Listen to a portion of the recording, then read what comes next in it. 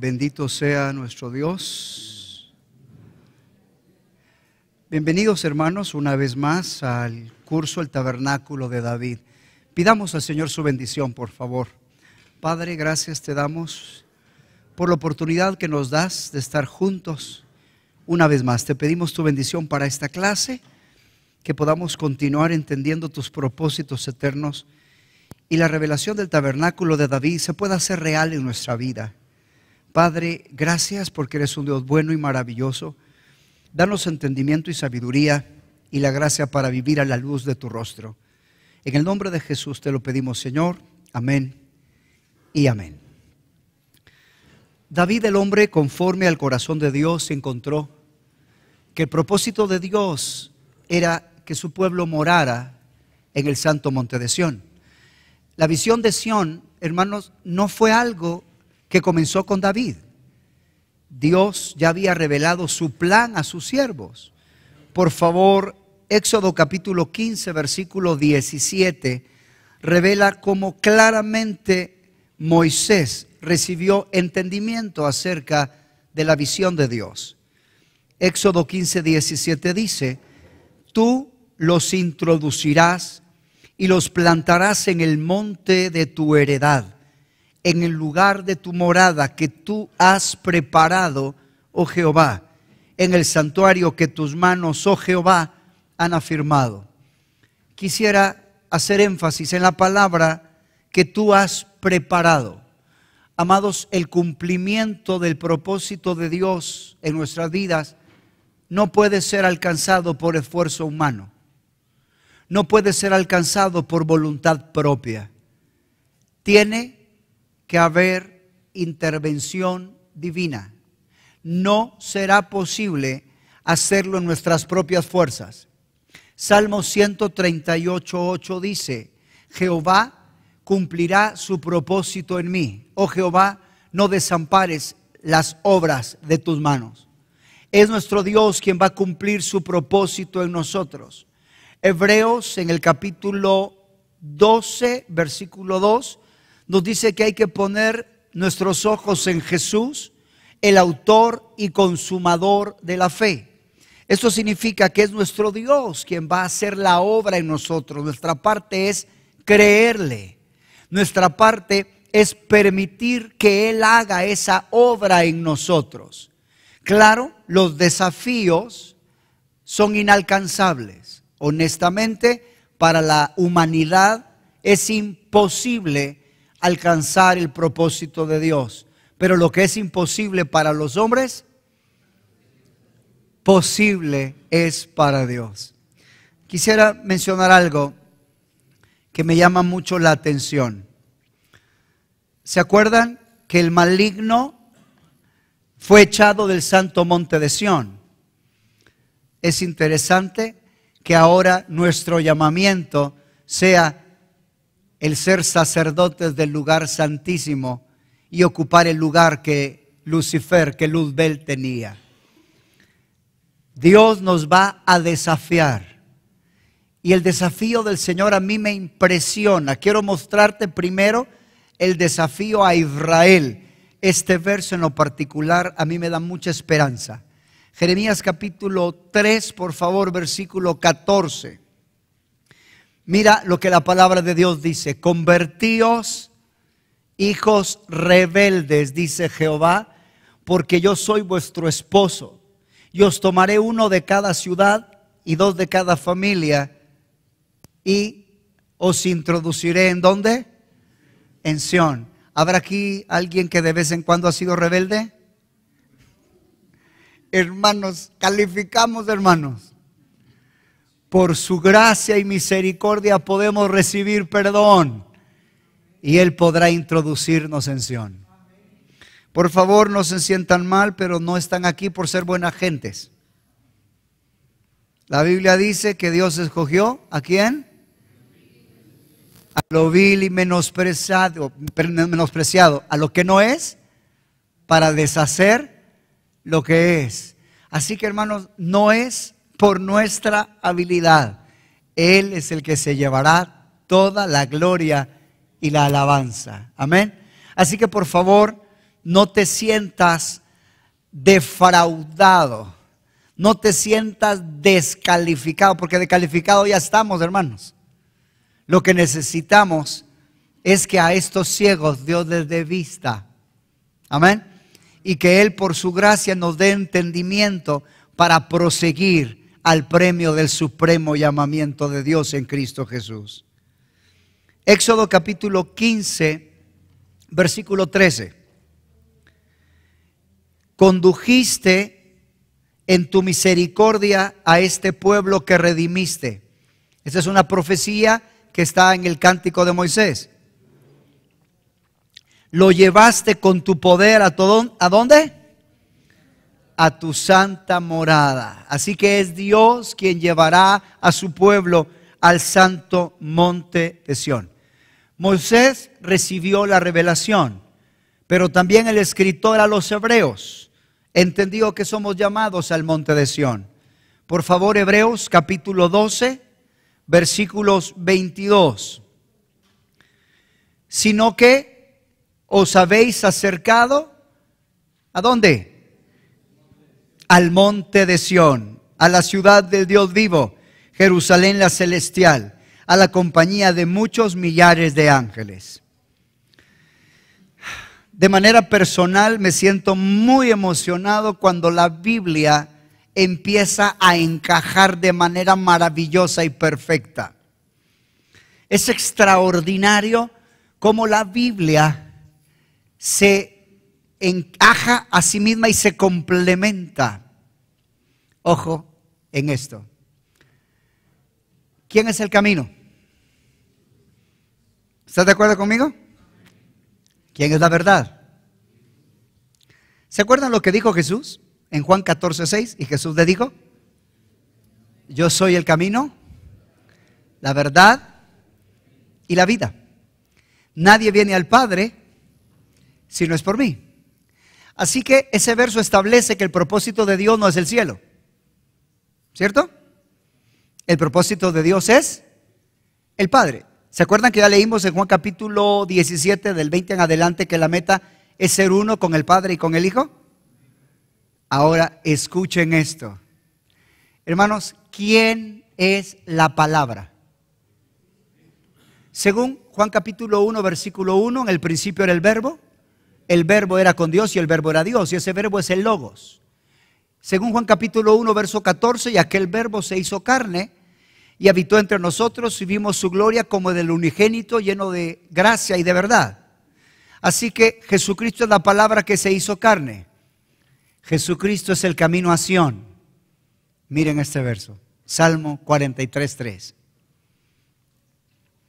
Envía tu luz y tu verdad. Estas me guiarán, me conducirán a tu santo monte. ¿Y a qué cosa? ¿No les parece, hermanos, increíble?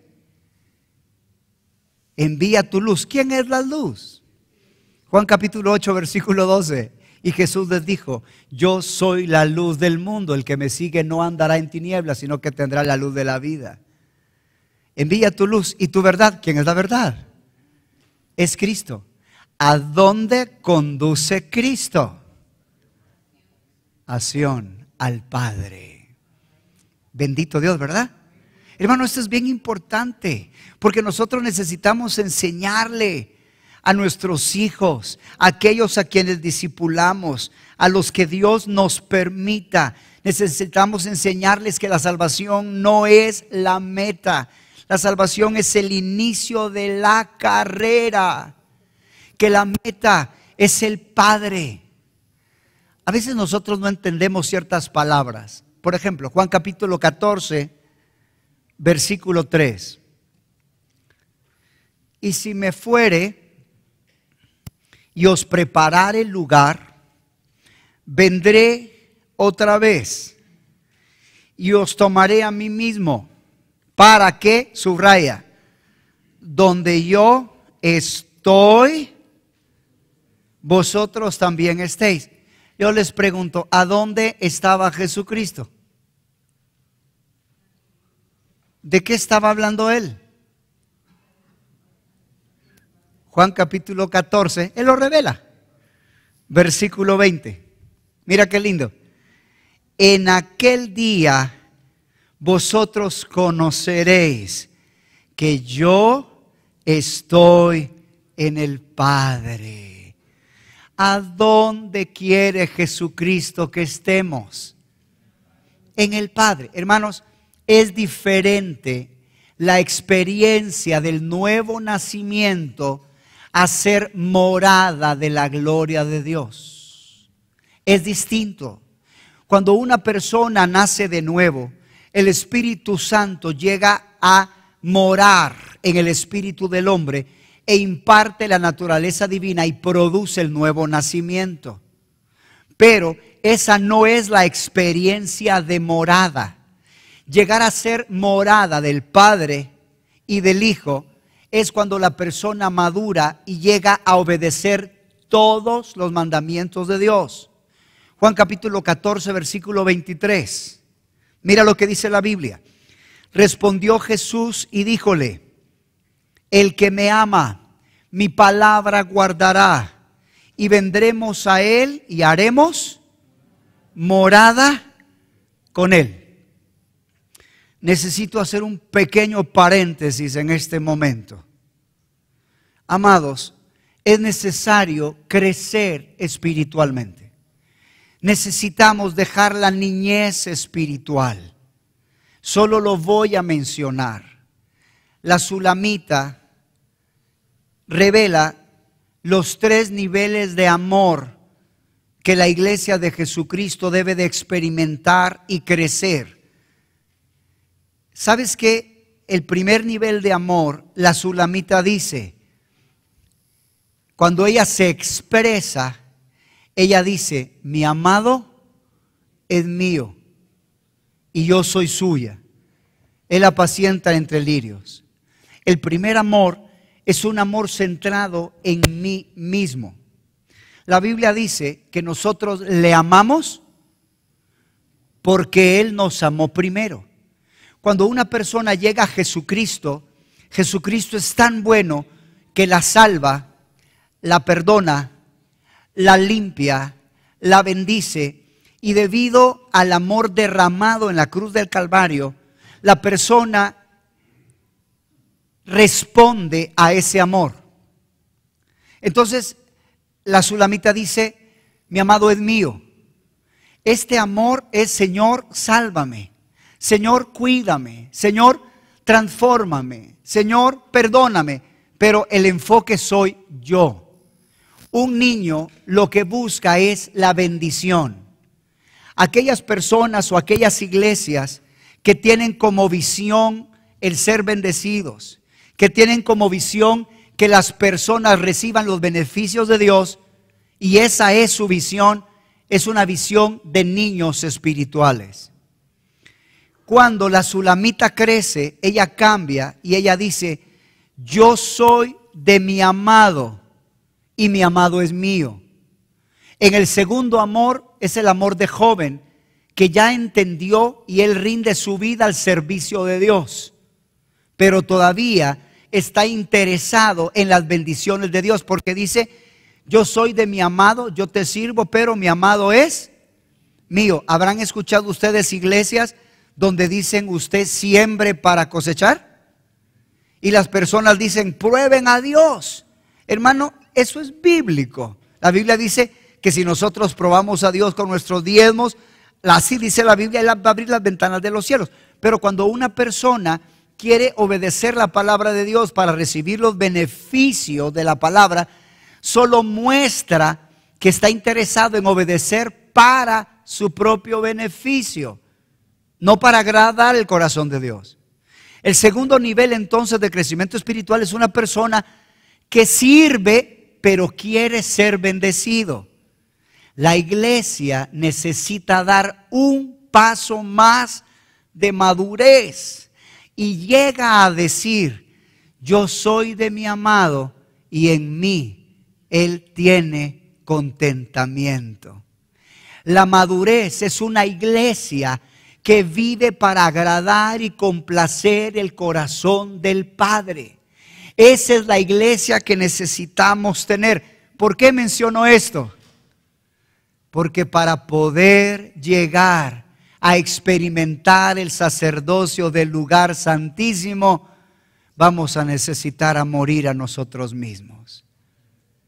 Si no morimos a nuestros deseos, si no morimos a nuestros anhelos, no vamos a poder vivir para complacer al Señor.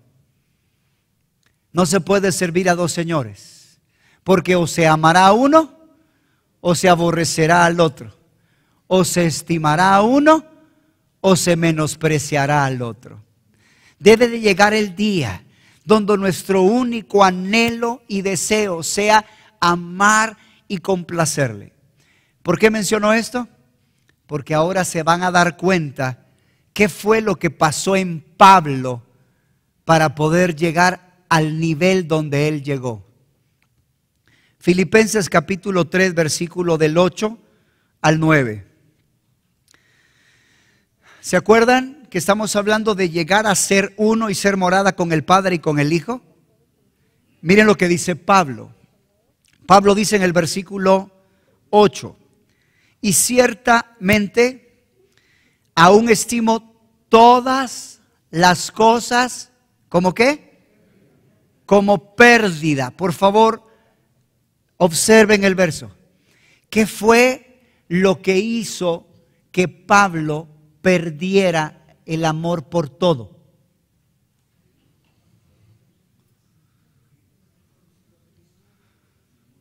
¿Haber conocido a Cristo? No. ¿No? Aquí Pablo dice, ¿qué fue lo que hizo? Leámoslo. Miren, aún estimo todas las cosas como pérdida, ¿por la qué? Por la excelencia del conocimiento de Cristo Jesús mi Señor. Debido a esa excelencia, dice, por amor del cual lo he perdido todo y lo tengo por basura para ganar a Cristo. ¿No les parece interesante? El hombre que recibió la revelación del misterio escondido es el hombre que todo lo tenía por basura para ganar a Cristo. La iglesia que no enseña la excelencia del conocimiento de Dios no será una iglesia madura.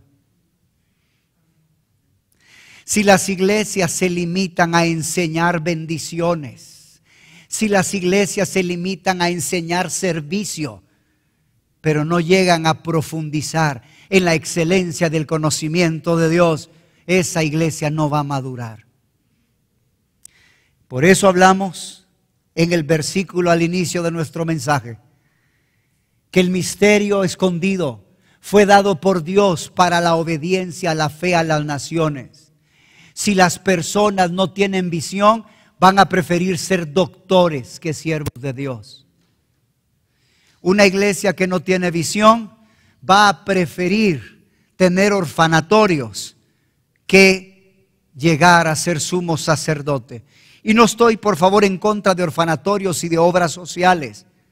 No podemos abandonar las obras sociales, pero todo debe de estar equilibrado.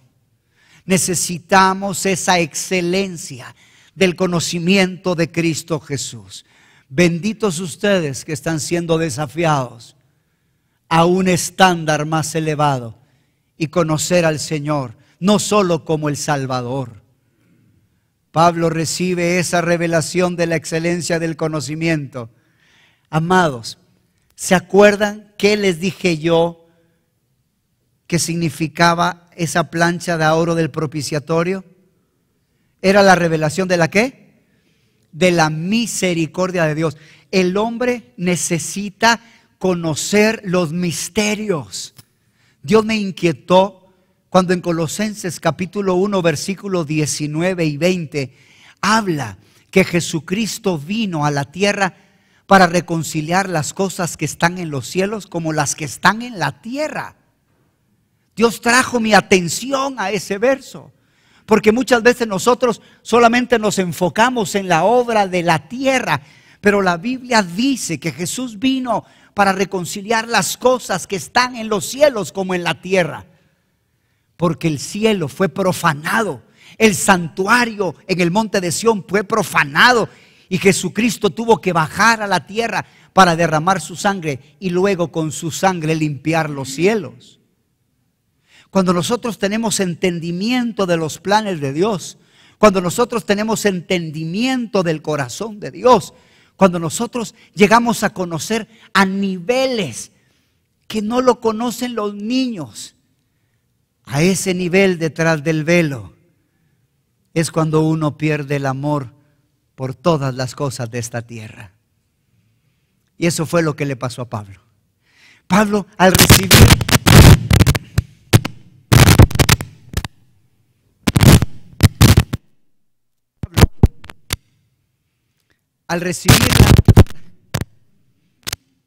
bueno, sí recibió la revelación. Ok. Gracias, hermano. Cuando Pablo recibe la revelación, yo quiero decirte algo. La transformación del apóstol, y aquí yo quiero ser claro en esto. ¿Qué tanto tú conoces a Dios? Por favor, piensa en esto. ¿Qué tanto tú conoces a Dios? Aquí yo no estoy hablando de Biblia. Déjame cambiarte la pregunta. ¿Qué tanto has dejado de amar el mundo? ¿Qué tanto has dejado de amar la vanidad? Hermano, no me digas que conoces a Dios porque conoces lo que la Biblia dice, porque conoces historias de la Biblia. Hay mucha gente que puede tener un conocimiento intelectual, pero yo estoy hablando. Mi hijo tiene esta expresión, él dice: si tu teología no te transforma, entonces ¿para qué sirve esa teología? Amado, el conocimiento de Dios es lo que nos hace perder el amor por lo terreno. Yo quiero que sepas que si tú todavía tienes amor por las cosas terrenas, tienes amor por la vanidad, tienes amor por otras cosas, todavía falta un conocimiento que no has recibido. Porque la excelencia del conocimiento hace que todo se tenga por basura. ¿Se entiende? Mira lo que dice Pablo. Por favor, Filipenses capítulo 3, al final del versículo 8 dice: por amor del cual lo he perdido todo y lo tengo por basura para ganar a Cristo.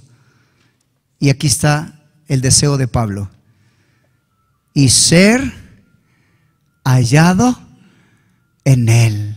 ¿Qué es lo que quería Pablo?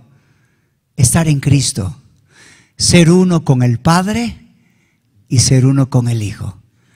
¿Valdrá la pena recibir la revelación que recibió el apóstol Pablo?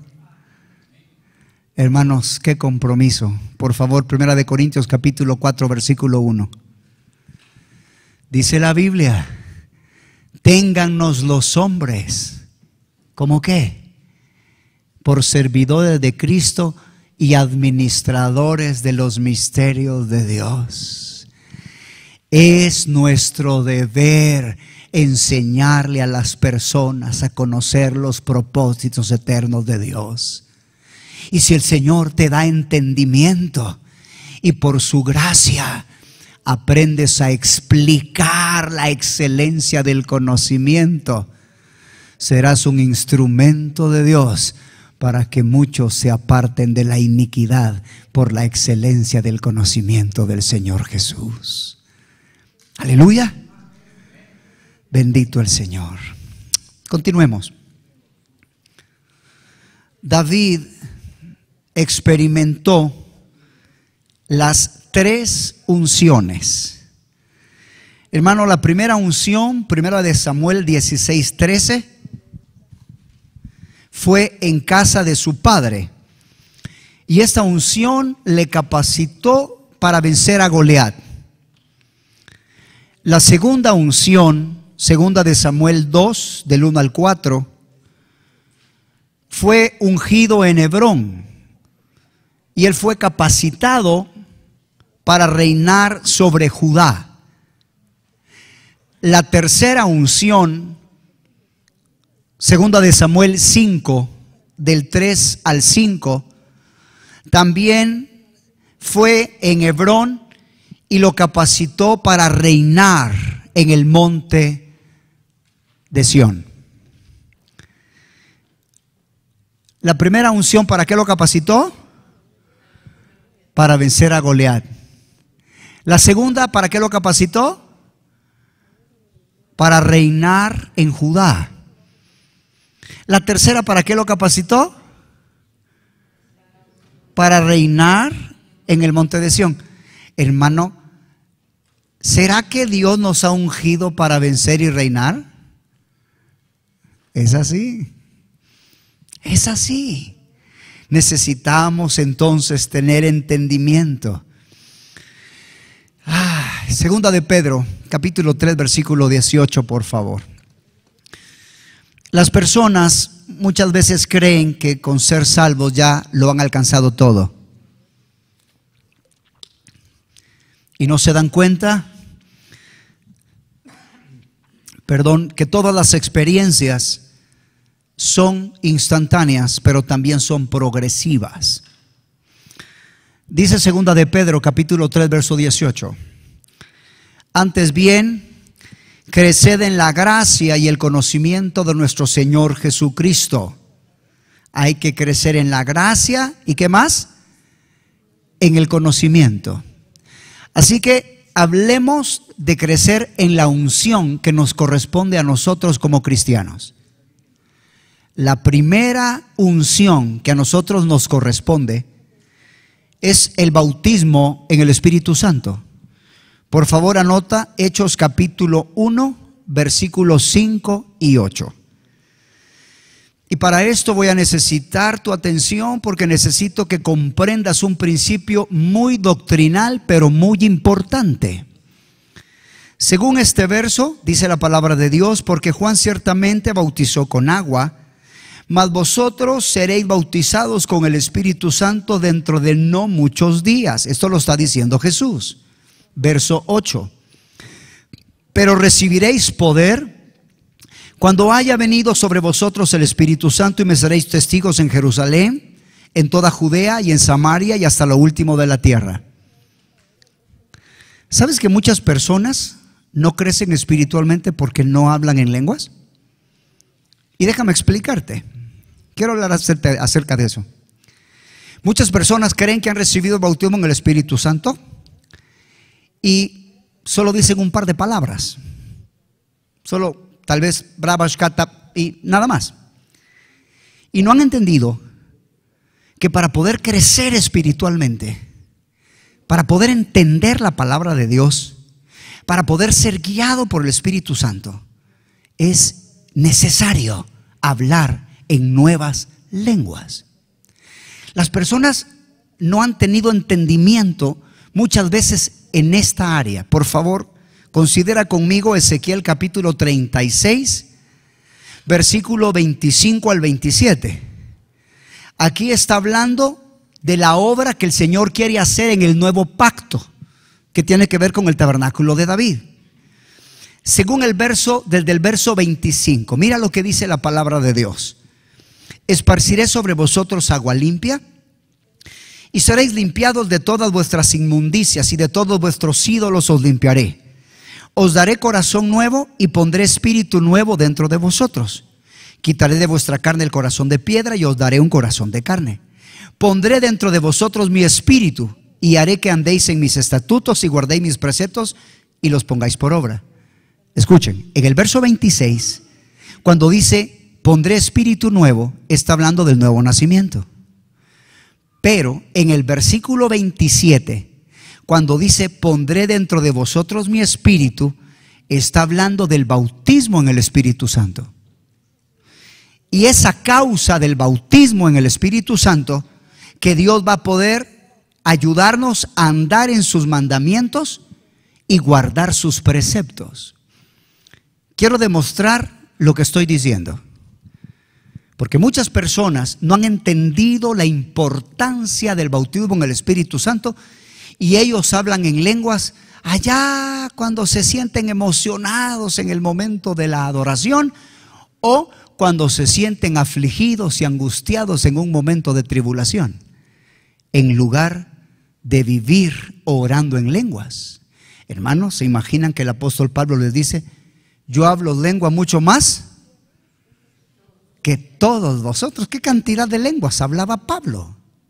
Hermano, hablar en lenguas es extremadamente importante. Escucha lo que voy a decir.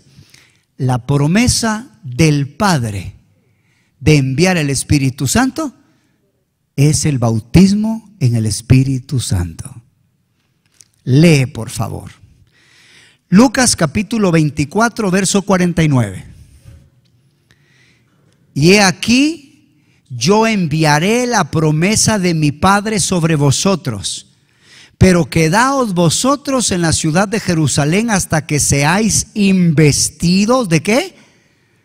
De poder de lo alto. La promesa de enviar el Espíritu Santo era el bautismo en el Espíritu Santo. Por favor, Hechos capítulo 1, del 4 en adelante. Y estando juntos, les mandó que no se fueran de Jerusalén, sino que esperasen la promesa del Padre, la cual les dijo: oístes de mí, porque ciertamente bautizó Juan con agua, mas vosotros seréis bautizados con el Espíritu Santo dentro de no muchos días. 8. Pero recibiréis poder cuando haya venido sobre vosotros el Espíritu Santo. Ojo, tengo una pregunta para ustedes. ¿Cuándo fue que los discípulos nacieron de nuevo?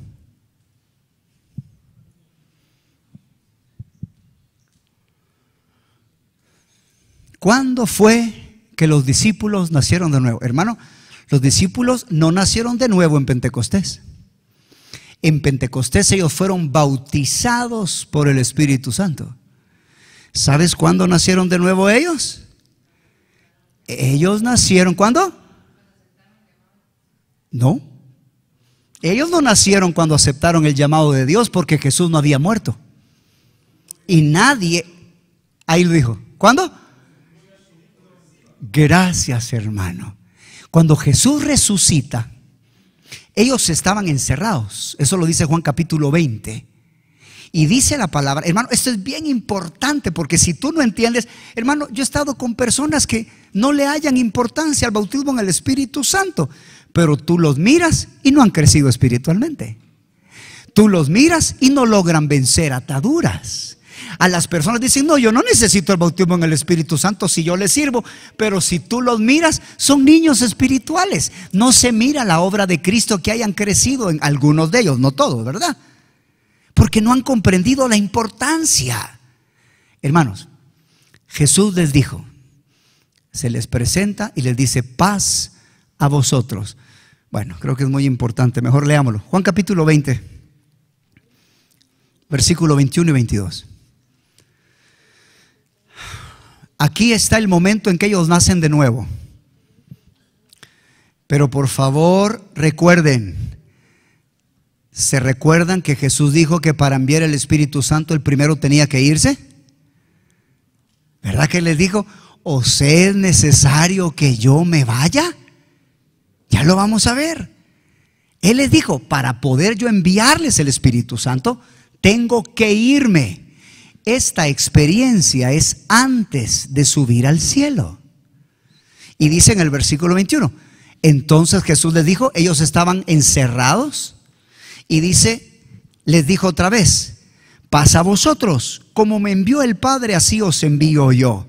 Verso 22, y habiendo dicho esto, sopló y les dijo: recibid el Espíritu Santo. Hermanos, los apóstoles recibieron el Espíritu Santo cuando Jesús les sopló. Él les dijo: recibid el Espíritu Santo, y les sopló. Ahora yo les pregunto, ¿esa es la promesa del Padre? No, esa no es la promesa del Padre. Porque para recibir la promesa del Padre, Él tenía que ¿qué? Él tenía que irse. Y Él está explicándoles en Hechos capítulo 1, versículo 8, que van a ser bautizados. Y Él, hermano, se va después. Así que cuando Jesús está hablando de la promesa del Padre, no está hablando del nuevo nacimiento. Hermanos, el poder, según Hechos 8, cuando dice seréis bautizados y recibiréis poder, es la palabra dunamis. Una persona que recibe el bautismo en el Espíritu Santo y habla en lenguas, y habla en lenguas, y habla en lenguas, va a recibir el poder para obedecer, va a recibir el poder para vencer ataduras, va a recibir el poder para crecer espiritualmente. Pero si tú hablas en lenguas o fuiste bautizado en lenguas y nunca más volviste a hablar en lenguas, eso es como comprar un carro y seguir andando en bus.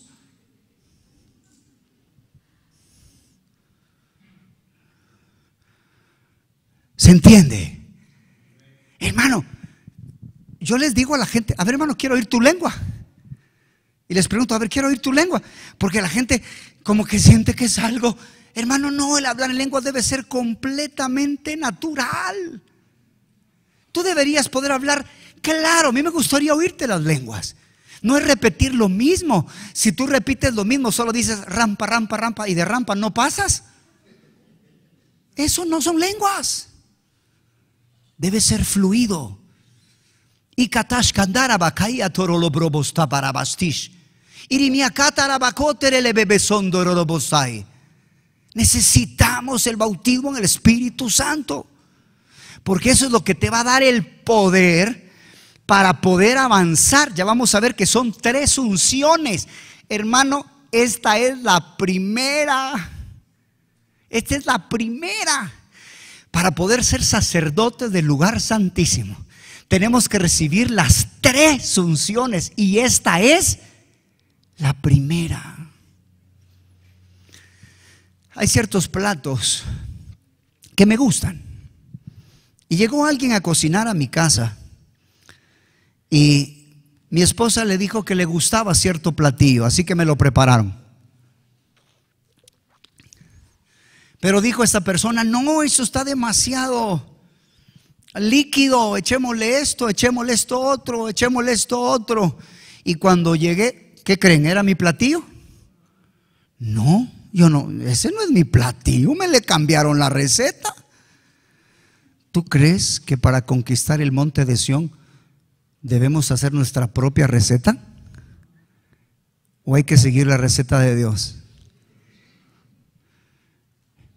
Amado, que Dios nos dé entendimiento. Mira lo que dice el Señor en Juan capítulo 16, verso 7. Porque yo os digo la verdad, os conviene que yo me vaya. Si no me fuera, el Consolador no vendría a vosotros. Mas si me fuere, os lo enviaré. Y cuando Él venga, 8, convencerá al mundo de pecado, de justicia y de juicio. Mira el verso 13. Cuando venga el Espíritu de verdad, Él os guiará a toda la verdad. Esta guía está asociada con el bautismo en el Espíritu Santo. ¿Se entiende? Por eso, hermanos, es que si no entendemos la importancia del bautismo en el Espíritu Santo, tú no vas a procurar, no vas a perseguir esa experiencia, porque vas a creer que no se necesita.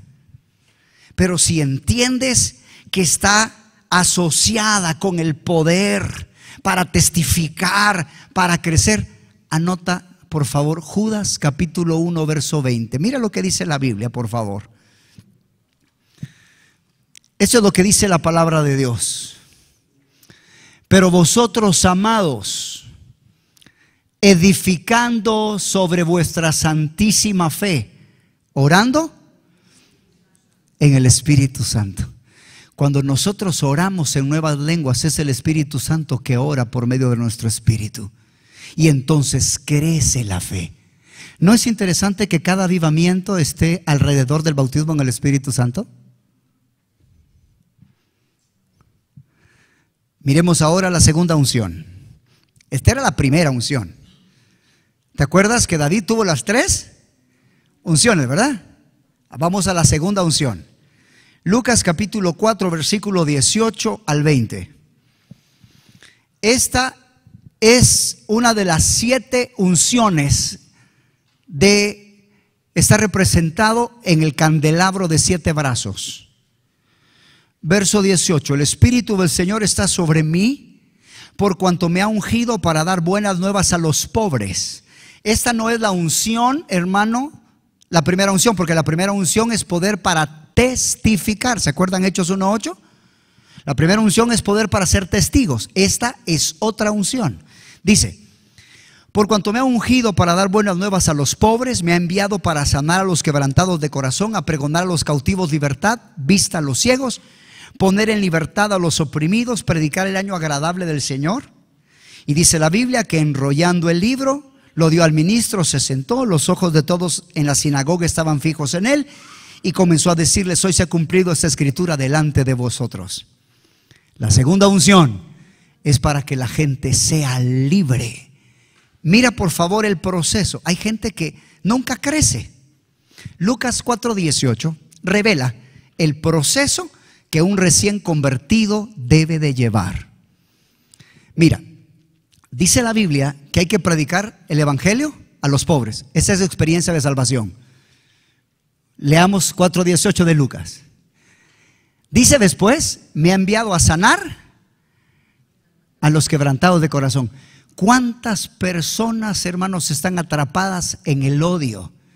Porque personas fueron abusadas, fueron maltratadas, no recibieron el amor de sus padres y no han podido sanar sus corazones. Hermano, ¿a dónde quiere Dios escribir los mandamientos? Pero un corazón herido no va a poder servir, hermano. Cuando tú estás herido y si alguien te toca la parte herida, ¿qué haces tú? Tú te retraes porque te duele y te lastima. Una persona que no aprenda a recibir la sanidad en su corazón no va a poder obedecer a Dios. Se necesita la sanidad en el corazón. Y luego dice: para pregonar a los cautivos libertad. ¿Cuántas personas están cautivas, hermanos, en adicciones, en ataduras? ¿Cuántos están oprimidos por maldiciones? Hay una unción de Dios para liberar. Hermano, la gente necesita echarle fuera a los demonios. La gente necesita recibir sanidad en sus corazones. Necesitan ser libres de opresión. ¿Se acuerdan que David con la segunda unción empezó a reinar en Judá? Hermano, tú necesitas reinar. Dios quiere que crezcamos espiritualmente, no solo que llevemos a las personas, hermanos, a la salvación. Miren, un ministerio de salvación es un ministerio de Lázaros. Cuando Dios resucitó a Lázaro, ¿cómo salió Lázaro? Atado. Entonces se necesita la siguiente unción. ¿Para qué? Para liberarlo. Así que tú debes de clamar: Señor, dame la unción para salvar a los perdidos. Pero necesitas crecer en la unción. ¿Para qué? Para desatarlos, para que los ciegos puedan ver. Y eso habla principalmente espiritualmente, porque no tienen visión, porque no tienen entendimiento, no tienen tantas cosas que les hace falta. Pero tú has sido escogido para avanzar de la primera unción a la segunda unción. ¿Cuál es la tercera unción? Vamos con la tercera unción. La tercera unción, hermanos, está relacionada con la vara de Aarón que reverdeció. Y esta, tercera unción tiene que ver con el espíritu de resurrección. Por favor, Filipenses capítulo 3, del versículo del 8 al 11. En el 8 habla de la excelencia del conocimiento de Jesús. En el 9 habla de ser hallado en Cristo. Pero en el versículo 10 Pablo dice: a fin de conocerle y el poder de su resurrección. Ahora yo te quiero preguntar algo acerca del poder de resurrección. ¿Para quién es el poder de resurrección? ¿Para los vivos o para los muertos? Hermano, el poder de resurrección es para aquellos que han experimentado la muerte. Por favor, quiero mostrarte la obra completa de gracia según Efesios capítulo 2, versículos del 4 al 7. Acompáñame en esto. Efesios capítulo 2, versículos del 4 al 7. No te puedes conformar solamente con el perdón de pecados. Quiero mostrarte la obra de gracia que el Señor quiere hacer en tu vida. Verso 4. Pero Dios, que es rico en misericordia, por su gran amor con que nos amó, aun estando nosotros muertos en pecados, nos dio vida juntamente con Cristo. Por gracia sois salvos. Aquí está la experiencia de salvación. Esto es nuevo nacimiento. ¿Estás de acuerdo conmigo? ¿Verdad? Estabas muerto en pecado, viene el Espíritu Santo, te engendra, te da vida, y ahora dice, por gracia sois salvos. Así que puedes anotar, nos dio vida. Eso es salvación. Pero mira lo que dice el versículo 6. Y juntamente con Él nos resucitó. Hermano, pero para resucitarte primero tiene que matarte, ¿o no?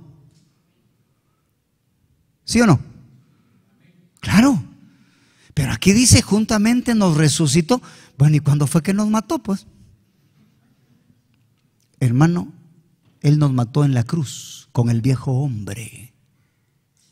Fíjate bien, una cosa es nacer de nuevo y otra cosa es crucificar al viejo hombre. Puedes anotar Romanos 6:6.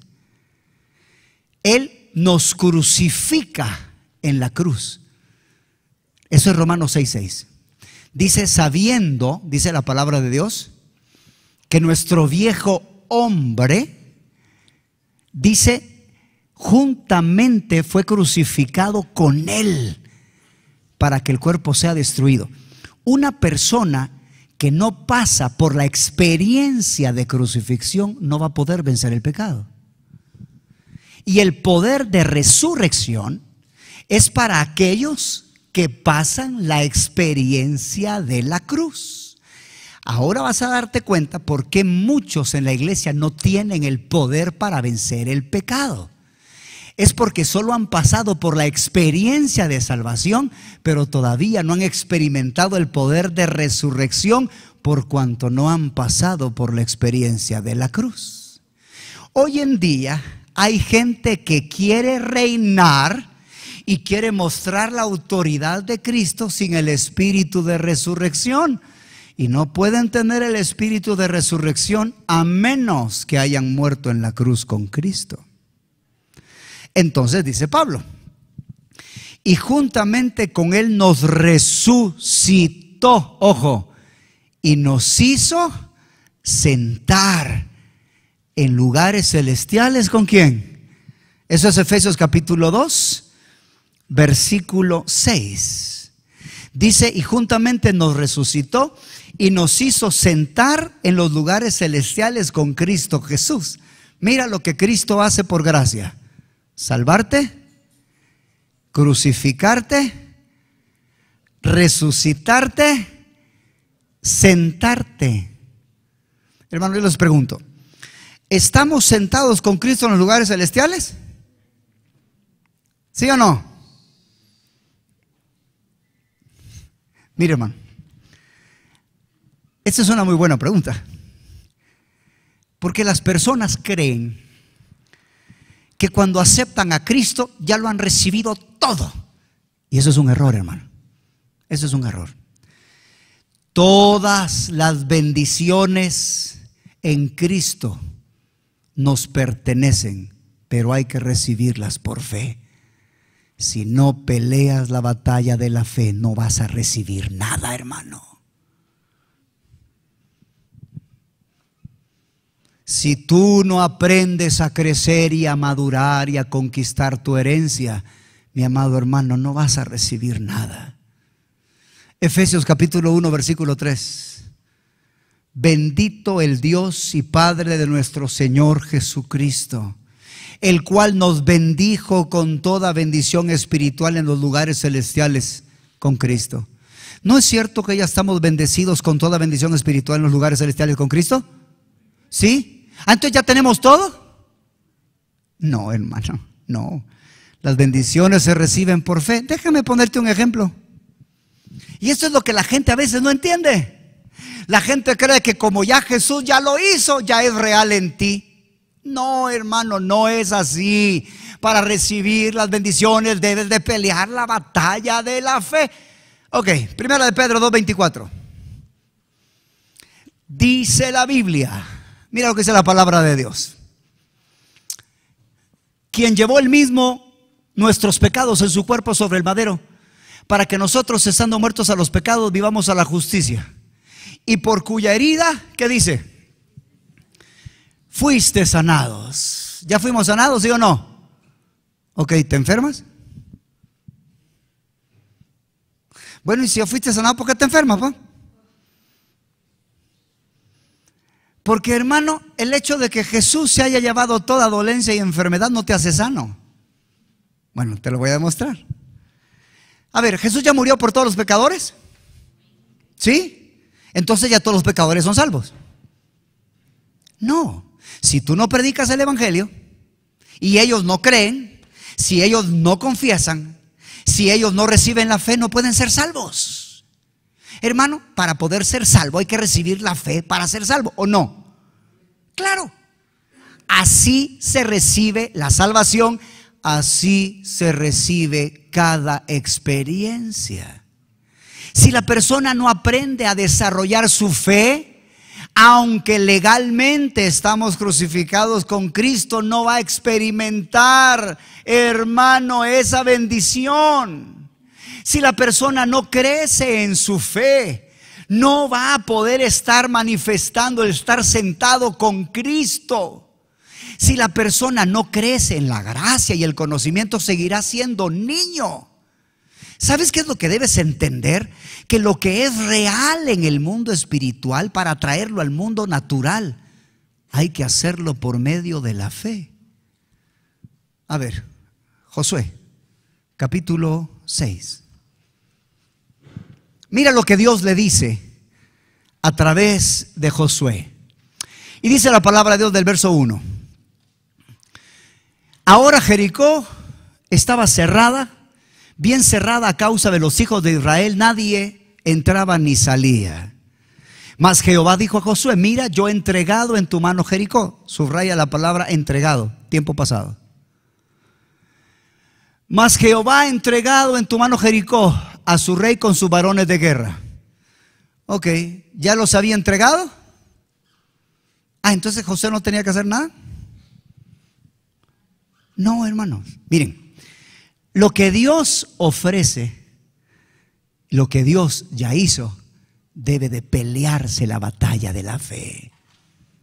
Es cierto, ya la victoria ya estaba, hermano, pero Josué tenía que seguir las indicaciones de Dios. ¿Qué es pelear la batalla de la fe? Es hacer lo que Dios dice para esa batalla en particular.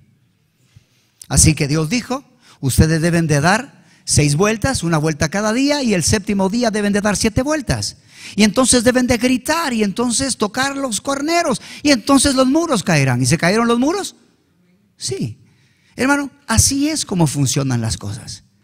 Por la gracia de Cristo, Él nos salvó, Él nos crucificó, Él nos resucitó y nos hizo sentar con los cielos en Cristo Jesús. Sí, esa es la realidad espiritual. Pero para poder nosotros recibir la manifestación, habrá que crecer en la fe. ¿Se entiende? Que el Señor nos dé gracia para entender estas cosas, porque si no se entienden, hermanos, no vamos a poder estar con Cristo. Mire, hermano, la herencia se debe de pelear. Hay enemigos que conquistar, Y si tú no los peleas, tu papá no te va a hacer entrar en la guerra. Eres tú el que tiene que pelear. Las tres unciones se comparan a ser llamado, elegido y fiel. Anota por favor Apocalipsis capítulo 17, verso 14.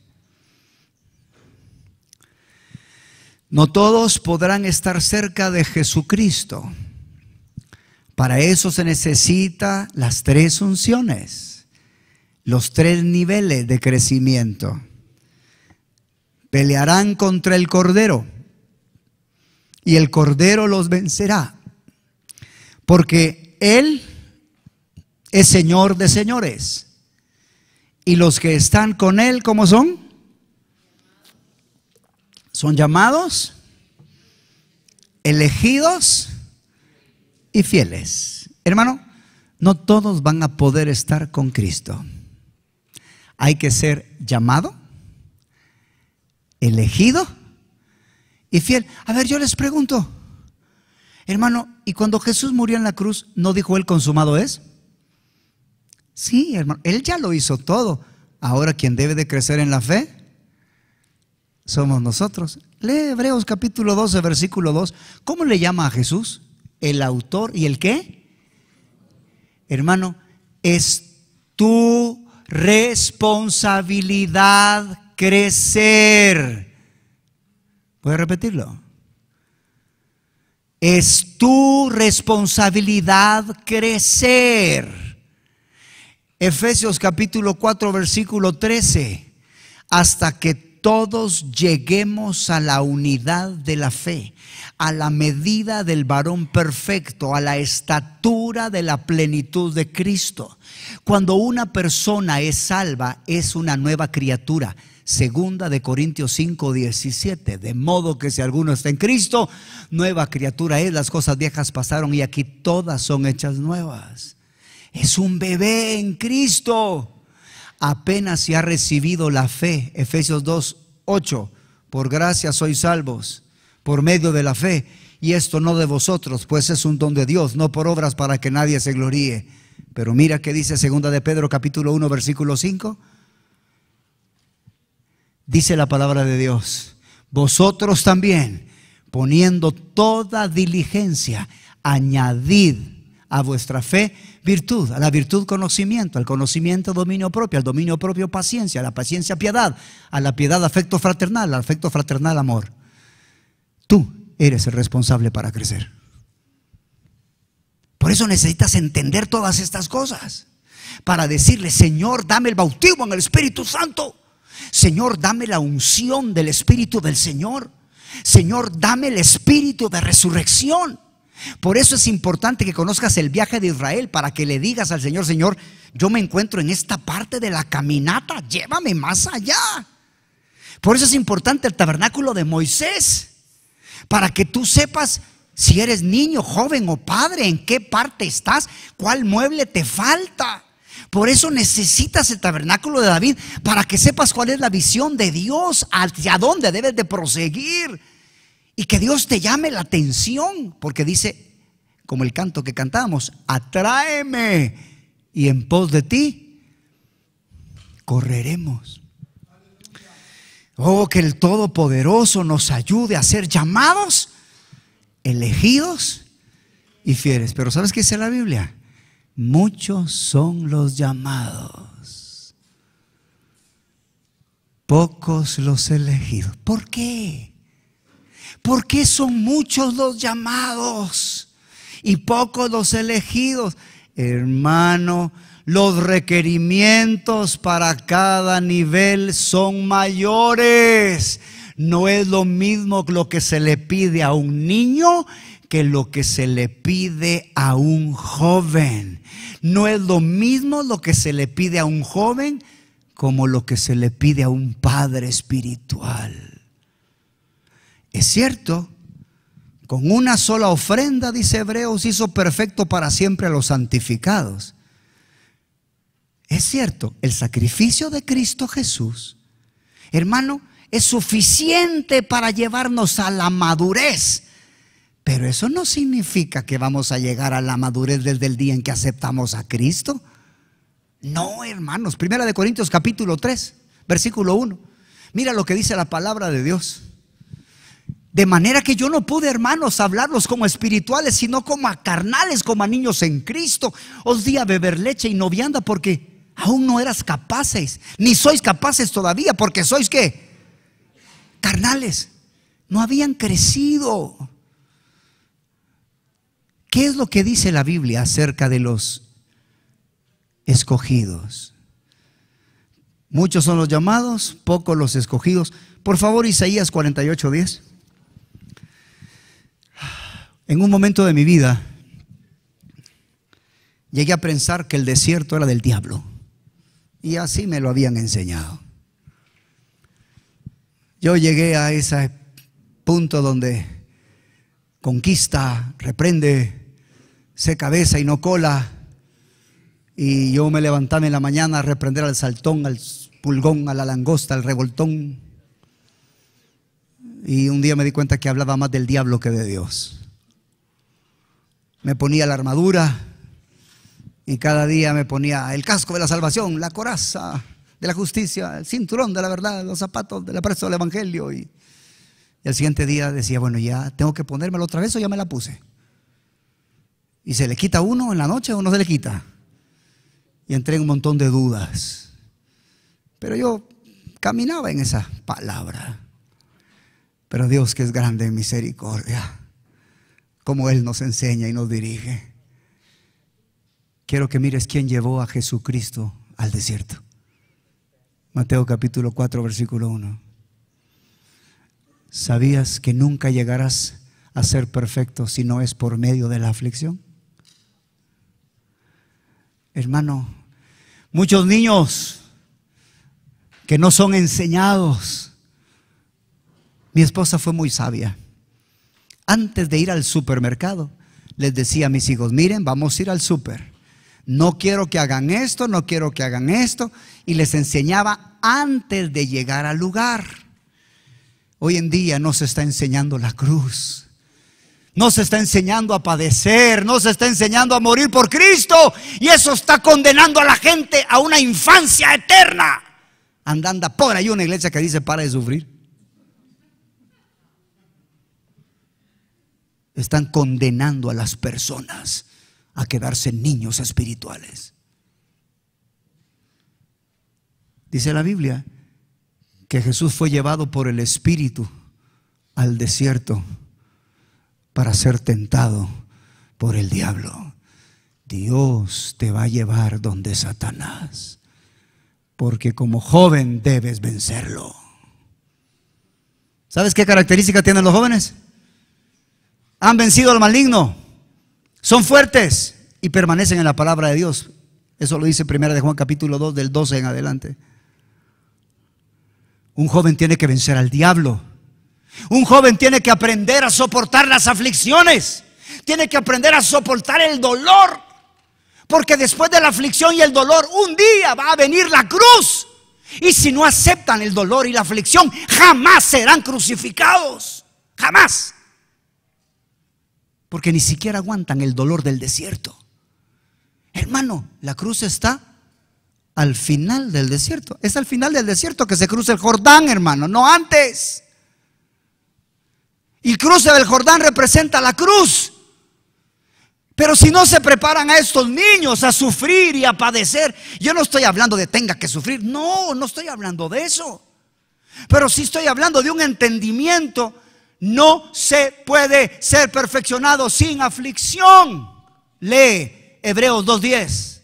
Porque convenía aquel por quien cuya causa son todas las cosas y por quien todas las cosas subsisten, que habiendo de llevar muchos hijos a la gloria, fuese perfeccionado por aflicciones al autor de la salvación de ellos. ¿Cómo fue perfeccionado Jesucristo? ¿Cómo? ¿Y tú crees que tú y yo no necesitamos ser perfeccionados? Ay, por eso es que muchas personas no crecen. No les han enseñado a soportar la aflicción y la adversidad.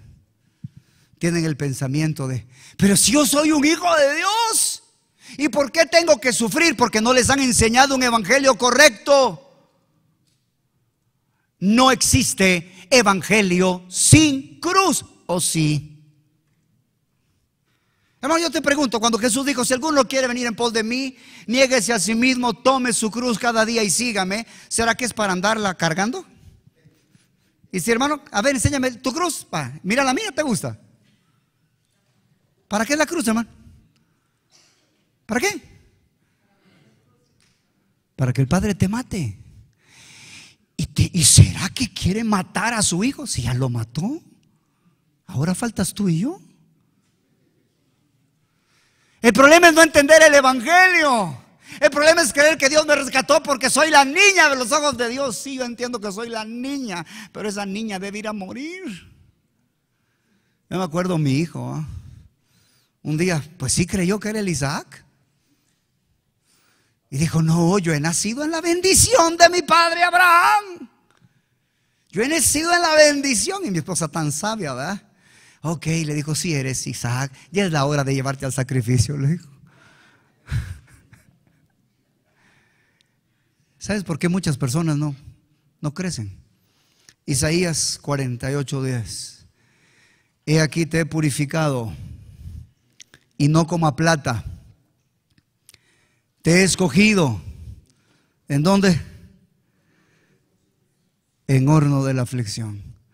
¿Sabes por qué es importante los hornos? Porque los hornos, así como Sadrach, Mesach y Abednego, destruyen las ataduras.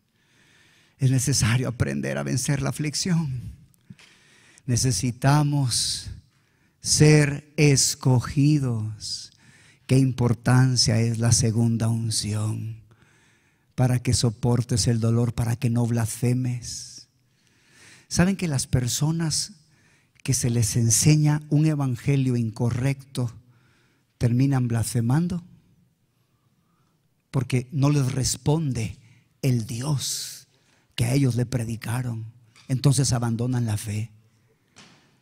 Debemos de tener mucho cuidado en enseñar un evangelio equilibrado, hermanos. Así que hay que enseñar a vencer por la gracia de Dios las aflicciones. A Pablo se le reveló el ministerio de la gracia. Pero ¿saben qué dijo Dios acerca de Pablo? A este ve, porque a este le voy a enseñar cuánto es necesario que padezca por causa de mi nombre. Y por último,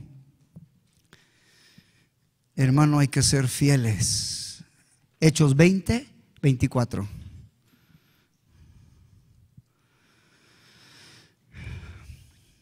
De ninguna cosa hago caso, ni estimo preciosa mi vida para mí mismo, con tal que acabe mi carrera con gozo y el ministerio que recibí del Señor Jesús para dar testimonio de la gracia para dar testimonio del evangelio de la gracia de Dios. Hermano, Dios no te ha rescatado solo para ser salvo. Tú debes de servir. La carrera habla de nuestro carácter, pero el ministerio habla del servicio a Dios. Y un día le digo al Señor: Señor, yo te quiero servir, yo quiero servir a tu pueblo, Señor. Y me dice el Señor: ¿estás dispuesto a que te crucifiquen? Eso fue lo que hicieron conmigo, me dijo. Hermano, debemos ser fieles, no importa lo que suceda.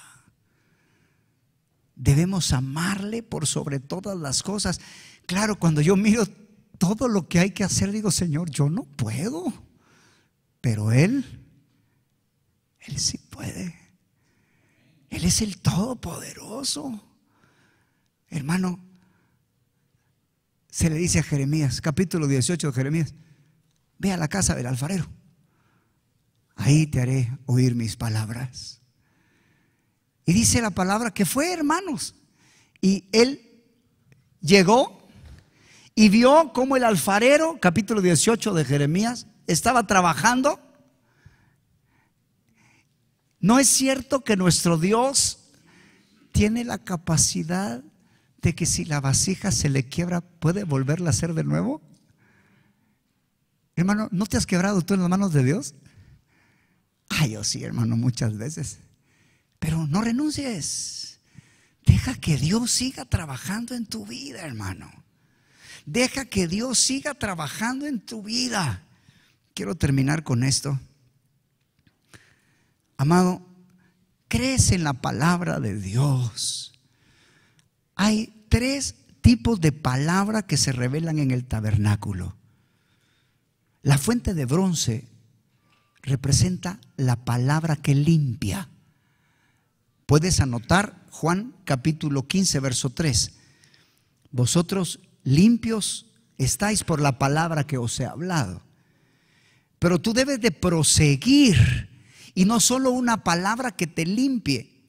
De ahí está los panes de la proposición, que representa la palabra que se hace carne en ti para que tú te vuelvas pan para otro. Hermano, para hacer pan no es necesario, no nos está pidiendo Dios que tengas la palabra en la mente. No, la palabra debe estar hecha en ti para que te coman, hermano. Muchos no le pueden dar de comer a los demás porque la palabra no se ha hecho carne.